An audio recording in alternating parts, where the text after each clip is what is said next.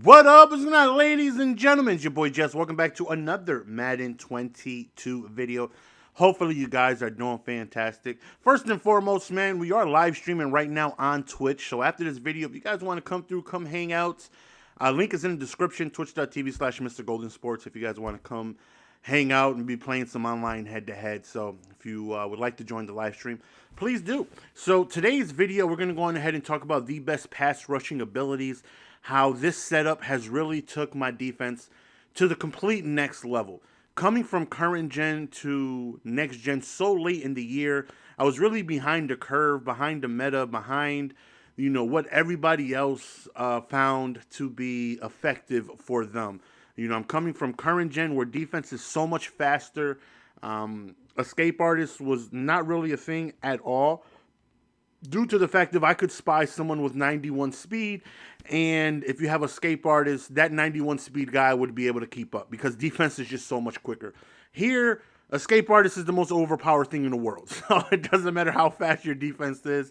It's difficult staying in front of escape artist. So it took me a while to find the right cocktail of abilities to really be as effective as I really want to be. Now, there's a couple different defenses I went from. I went from sending a lot of pressure, trying a little hybrid, sending pressure with some decent coverage behind it. But in the perfect world, I want to be able to create pressure and be able to maximize my coverage so I can try to have as many people back there as possible. But the issue is if he has too much time in the pocket, he's just going to go on ahead and eventually find somebody open, right? Doesn't matter how many people have in coverage. Eventually, somebody's going to get open. You can't have them with too much time. So I went trying every ability, every setup, trying everything I possibly could. And this setup right here has gotten my defense so significantly better. Yesterday, we went ahead and talked about film study and how dramatically I'm using that word wrong, just on the huge impact of film study and how it was able to just change everything about a game. Once film study is active, you're able to see everything about a play, whether it's a run, whether it's a pass, whatever play they continuously want to call. Any good player is going to really recycle the same 2 to 6 plays or so. And film study is going to allow you to just see every little adjustment, whether they block a tight end this time, whether they put him on a flat, whether they have somebody in a smoke screen, whether they block the running back for extra protection, whether they put him on the wheel route. You're literally able to see everything. And just because you don't see it, as I talked about in yesterday's video, you can still use that to advantage. If they come out and shotgun bunch and they call HB base 2 times in a row and you don't see it the rest of the quarter, if he continues to stay in that same formation, if you don't see HB bunch, if your film study does not light up, then it's not HB bunch. If you don't see HB base, then obviously he didn't call it, because the second he calls it, you're going to see it. If he calls it twice and you don't see it, but he's in that same formation, it's not that play. So you can use that to your advantage. Okay, well, clearly it's not HB based, because if it was, I'd see it. So he's either in a different run or he's just calling a completely different play. And as an offense, if your defender has film study, it's going to change your offense. You're going to go on ahead. I mean, unless you're a straight demon. Even though I feel like my plays are effective, I don't want you seeing everything. I don't want you to see if I'm blocking my tight end this play, if I'm putting him on a crosser, if I'm putting him on a curl, I don't want you to see everything. So if I know you have it, I'm going to take my time, because I want that quarter to end. I don't want to call the same repetitive plays because I don't want you to see it. So adding that changed a lot of my defense, and finding the right pass rush abilities to allow me to sit in coverage really changed a lot, right? So I play a lot of squads, as you guys know, year in and year out. I definitely, play a lot of head-to-head, but it's usually for YouTube, right? If I'm not grinding YouTube or streaming, I'm not really just sitting back playing head-to-head, really. I grind for my coins. Playing squads, I find it, much more enjoyable. And my defense now, as I showed you guys yesterday, I'm top 5 in pass defense. I'm top 5 in sacks. And I think we're the only defense that I've come up against that really just sits in coverage. A lot of people, they send a lot of pressure, right? They're in 2-4-5 odd, they're in 3-3-5 wide, and they're hovering, they're trying to create pressure, they're trying to create free pressure off the edge, or they're containing. You guys know the meta, a lot of the defenses. I think we're the only defense in head-to-head as well where I don't send, hover, a lot of blitzes to free people. I just sit back in coverage and I just let the pass rush abilities do their things. And the ability I'm talking about is double or nothing. Double or nothing is by far the most effective of pass rush ability in this game. It is absolutely disgusting. On next gen, on current gen, just regular edge threat will have you shedding like a madman. On next gen, I tried edge threat elite. I tried unpredictable. I've tried Mr. Big Stop with unpredictable. I tried everything, everything. Now, although unpredictables are pretty good, nothing comes close to what double or nothing does. And not only do we have double or nothing, we have the X Factor Relentless. Now, I'll wait. Do you guys know what Relentless does?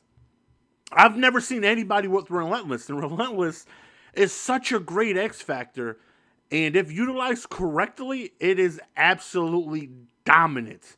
Now, for those of you who don't know, only D linemen can get Relentless, meaning if you want to use double or nothing or pass rush abilities on Von Miller, if you want to put it on Ware, if you want to use it on your Parsons, if you want to use it on your TJ Watt, they are incapable of being able to get Relentless. It is only an X Factor for D linemen. Same as Blitz. There's a couple defensive abilities, X Factor wise, that linemen get that linebackers do not. Now, Relentless means pass rush points no longer cost points. They're free. Meaning, if you get it active with double or nothing, you are going to utilize double or nothing. And for those of you who don't know what double or nothing is, meaning you're granted dominant pass rush wins for twice the cost. Meaning you're going to use at least 2 pass rush points, but you're guaranteed to win whenever it activates. So with Relentless, I'm continuously able to use double or nothing consecutively, back to back, at 0 pass rush points cost. Now, the great thing about Relentless is that in order to activate it, it's not like Unstoppable. It's not like, the other ones that you need 3 sacks or so to get it active. Relentless is active on 2 TFLs, meaning you can get it in 2 sacks. You can get it in 1 sack and 1 tackle for loss. You can get it on 2 rush plays. You can get Relentless active without even seeing a single passing play that drive. All it takes is 2 TFLs. And it's very, very quickly to get active. As you can see, I am running Dime 236. Now, the reason why I've been in Dime 236 pretty much this whole year is because they have the best contains in the game. Once you spread your linebackers, you see how far, and actually I have both my guys active with Relentless. On the right, we have Tutar Jones. On the left, we have Randy Gregory. Both of those guys have double or nothing, and both of them also have Relentless, and both of them are active. Now, when I spread my linebackers, they move so far out of the tackle box, you literally cannot double team them. It's not even an option. You cannot double team them. If you wanted to, try and double team the right side guys so you can go on ahead and maybe roll out the pocket so you can have enough time for your crosser, cutting over the opposite side of the field. You literally cannot double team them. As soon as the brettle breaks, my first adjustment is spread my linebackers. That way they cannot instant double team or try to get a double team on a certain side really quickly. And it also has the best contains available. When you're dealing with escape artists, and I'm going to show you guys a clip of what I do when I'm facing escape artists, it has the best contains available. Now, they're not nowhere near as consistent as I would like it to be, but it's your best shot at any single contain. Whenever you contain, Dime 236, it's just different. They're really, really, really good because they're so far outside whenever you spread them that it can be very difficult to escape the contained. Whenever they do work, we all know they're very inconsistent. But right here, let's just take a look at a play. We're just calling cover 2. I'm on the linebacker. On the safety, the corner, and take a look at Tutar Jones. Just look how immediately he goes on ahead and he's going to engage with the tackle on the right side, not even the tight end who's trying to block. He kept him in display. And just look at the immediate shed. Just immediately shed. Now, we don't get the same from Randy Gregory on the left. I believe he had not secure protector. He had edge protector, which helps with double or nothing, but it's not, guaranteed because we can go on ahead and still create pressure. But we have everyone active right here on the D line, and you take a look, just insta shed right there on the right side, and we're able to go on ahead and just get that quick pressure. So let's go on ahead and show you guys the next clip right here. And again, we just run dime a lot. Only time I leave dime is if I don't want to get weak box. I'll go on ahead and I will go to nickel. Now, nickel is different because whenever you spread your linebackers in 2-4-5, you don't get that same wide containment, so you're actually able to double team. But right here, we're facing an escape artist. So what it is I like to do against escape artists is I'll have on the outside, I'll put Parsons and Kuechly because they are the fastest guys I have available to try and, track down these escape artist quarterbacks. Kuechly's 100 speed and Parsons 100 speed. They're like literally as fast as they possibly can be. Or if I'm playing head-to-head, Parsons is 99 and Kuechly is 98. Now, I move my double or nothings to the inside. So right here we have Ed Tall 2 Jones and Randy Gregory both active with double or nothing at the D tackle spot to go on ahead and grant dominant pass rush wins from the middle. And because whenever you contain, as long as you sit in the pocket, your contains aren't really going to shed. They only shed really when you ever try to leave the pocket, they'll disengage. But the only issue with this defense is, well, there's two things. One, whenever the contains just don't really do what they're supposed to do, because sometimes they don't. And two, is they'll do what they're supposed to do. They'll bracket the quarterback inside the pocket. But if they're patient and they don't run out the pocket and they just sit there, then they'll have way too much time because, having two guys trying to shed, up the middle sometimes can cause trouble. But against escape artists, we now have two double or nothings up the middle. You see we're dominating this game 17-0. We have our contains, and we get a shed. Both of them shed from the inside right there. And we also get a shed on the right side. And the double or nothing just came in just instantly. Notice on the left side, he just really quick. You see he lights up, just completely tosses them to the side. And double or nothings are so great. We actually get a double shed. If you look at the right side as well, both D tackles shed immediately. As soon as he calls the pass, as soon as he hikes it, he backs up, and we immediately get insta sheds almost right away, right? And if he tries to roll out the pocket, he's going to have trouble because we have Kuechly and we have Parsons. Again, the only issue is if they take their time and then roll out, because if they roll out once the contains come down, it's an issue. If they try to escape right away, the contains are going to be there. So let's pay attention to the contains. If we tried to roll out to the left right now, Kuechly would absolutely dominate him. He wouldn't. He would get sacked or he would have to throw the ball away because Kuechly would disengage immediately, and 99 speed, Kuechly's going to be able to grab him. But if you sit in the pocket like now, you notice the contains are almost further than the quarterback. So now, if he wanted to just go on ahead and escape, 11 o'clock, right up that, outside, right that gap right there you see, he's able to do that, and the contain's probably not going to catch up. So we need pressure we need quick pressure. That way we can utilize those contains, to our advantage. And that's where the double or nothings come in, get insta sheds, and we force an incomplete pass right there, which also, could have been a sack. So we're going to go ahead and show you guys another clip. So we give up a quick little first down right here. They're going to go ahead and call timeout. We're going to forward here. And you notice we'll see as soon as we break the huddle, you should see the very first adjustment I do is spread my linebackers. Yep, just like that. Make sure he's unable to double team to any specific side. And we take a look. Look at this demon right here, what he has. Take a look at that. Set feet lead, pass leader lead, and gunslinger. I don't even think this might be a completion. I think I clipped this just because I was shook by his abilities. Okay, now I remember. I was shook by all those abilities. So I wanted to go ahead and keep that in. So right here we have active double or nothing on the right side with relentless, which pretty much means he's going to go on ahead and activate for free and insta shed on the right side. Look at that. Look at that. He doesn't stand a chance. He doesn't stand a chance. As soon as he touches him, he's going on ahead and he's engaging. Now, I have so many clips of, you might be like, well, it's just because he's active. I have so many clips. I could just randomly pick one, and it's because I'd like to clip a lot of my pressure. I like to go back and see, how we're doing with pressure, how we're doing with coverages. So I clip a lot of stuff. But just on the right side, he touches them, and he's able to come around immediately, and we're able to go on ahead and get the sack. Like I said, I can honestly go here and probably just pick a random clip, and it's probably going to be us getting some pressure here.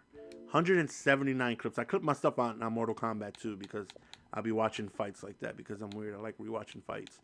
This right here, I have no idea what this is, but let's just take a look. It's probably neither an interception or maybe some pressure. Let's forward here. We have Relentless active on the left side. Look at the right side. Insta shed on both sides. Look at that. Look at that. Relentless active. Too Tall is not active or Relentless on the right. Insta shed by Too Tall. I mean, that this cocktail of ability, sitting in dime 236, whether you don't have to run zone, you can run man and still run the exact same setup and be able to create pressure organically without being able to hover, without being able to send so many people. Now, don't get me wrong, the hoverage, the being able to, engage and then back into coverage and get someone free off the edge is definitely pretty good. Some people run what is it, DB Fire out of quarters. I think Joker runs a lot, where you're sending 5 and whatnot, and you're able to get someone free off the edge or whatever, but you're sacrificing coverage for pressure. Here, I feel like we're able to get equally, if not even better, because once everything is picked up, you then have to rely on sheds. And if the double or nothings don't shed right away, usually they do, but if they don't, it can still activate mid pass rush. So just because they didn't insta shed, on contact, they can be blocked for half a second and then it'll light up and then they'll chuck them to the side. Right here, you see both of them are able to go on ahead and shed immediately on contact, and we're able to get double pressure and we're able to get ourselves a sack. 3.5 sacks, as you've seen right there for Randy Gregory right there. Being able to have double or nothing is absolutely game-changing for guys that want to be able to create pressure without sending a lot of people. And this is the ability setup that I have. And if anybody would like to use it, feel free. I know I've had by far the most defensive success I've been able to have all year on Next Gen running this defensive setup, whether it's head-to-head or in squads now. In head-to-head, I've only played one full head-to-head game, but I've played like well over 100 house rules games where, even though it's just one drive, but, I'm on defense and I get the same amount of pressure. I get the same amount of dominance on defense because not too many people are really having edge protectors out there. And edge protector isn't even guaranteed to work. I have plenty clips of here where people are double edge protectors and they just shed on contact. It helps though. Don't get me wrong. It definitely helps, but it's not foolproof. It's not like it's just going to absolutely nullify my defensive pass rush because we will win more often than not. But if you take a look, these are the abilities I have, all 18 AP. I have 2 inside stuffs, one on Vince Wilfork, another one, Mean Joe Green. He's in my specialist package, so I can have as many Cowboys in the starting lineup as possible. I have, since I run a lot of zone, I have 3 knockout abilities. I have Byron Jones with deep zone KO, and the same with Night Train Lane. I put both of them at safeties. And then I have Cam with deep end KO, and now these right here just allow us to be able to knock the ball loose if they are not active with an ability on contact. So anything over 20 yards outside the numbers, Byron Jones and Night Train Lane, they're going to be able to light up. They're going to react quicker to the passes, and you're not going to hold on to the ball at all. Like if they get to you before you're able to land and take off, if they touch you on contact, you're dropping the ball unless you have deep out the catch ability. If you have that, then you're going to hold on to it every time. It doesn't cancel it. It just doesn't work at all ever if you have a deep out on your receiver. Like you literally will hold on to it every single time. But if you don't, you're going to drop it every single time because of the knockout abilities and inside the numbers. Because I run a lot of cover too, even in head-to-head. Inside the numbers, over 20 yards, Cam is going to react better, and he's going to knock the ball loose as well. So with us being able to get 18 AP, we're able to add that to the defense, 2 double or nothings in Randy Gregory and 2 Tall Jones, and still able to keep 2 inside stuffs and a film study. So that right there is going to prevent you from, being able to recycle the same plays over and over again without me seeing all the adjustments. And it's also going to be helpful as well because, again, if I see the same play twice and I know whether or not it's that same play or not, use that to my advantage because, again, If you call it for the third time, I'm going to see it. And if I don't see it, obviously it's not that play. It's a different play. So I'm going to use that to my advantage as well. So I'm able to create organic pass rush consistently and dominantly with the two double or nothings. I have the two inside stuffs. So that way you can try to limit as many inside runs as possible. Now, inside stuffs are nowhere near as dominant as they were in current gen, because in current gen, they literally pancake the O-lineman. It's disgusting. Here, it's kind of like quick to the side sheds, and is nowhere near as what's the word? Consistent is what I'm trying to say. Nowhere near as consistent as I would like it to be.